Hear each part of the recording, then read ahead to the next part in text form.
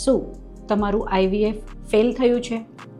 તો તમે તમારા ડૉક્ટર સાથે ડિસ્કસ કરીને એના કારણો શોધી શકો છો. ફર્સ્ટ, કે તમારું જે એમ્બ્રિયો બન્યો હોય કદાચ એમાં અંદર કોઈ જેનેટિક ખરાબી હોય, એની ક્વોલિટી એટલી બધી સારી ના હોય. બીજું, જે ગર્ભાશયની પડ હોય જેને આપણે એન્ડોમેટ્રિયમ કહીએ છીએ, એનો વિકાસ એટલું સારું ના થયું હોય, એની અંદર લોહીનું પ્રસાર ઓછું હોય. ત્રીજી વસ્તુ, જ્યાં તમે આઈવીએફ કરાયું છે ત્યાં જે આઈવીએફ લેબ છે એની કલ્ચર કન્ડિશન્સ કેવી છે, આઈવીએફ અને ડૉક્ટરની અને એમ્બ્રિયોલોજિસ્ટની જે ટીમ હોય એની રિઝલ્ટ્સ આપવાની કન્સિસ્ટન્સી કેવી છે, એ બધા જ પોઈન્ટ્સ અને ક્વેશ્ચન્સ તમે તમારા ડૉક્ટર સાથે ડિસ્કસ કરી શકો છો.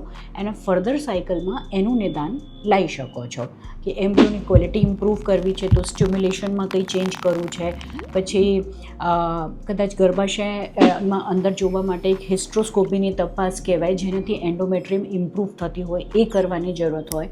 ધીઝ આર ઓલ પોઈન્ટ્સ તમે તમારા ડૉક્ટર સાથે ડિસ્કસ કરો અને તમારા સક્સેસ ચાન્સીસ ઇમ્પ્રૂવ કરો.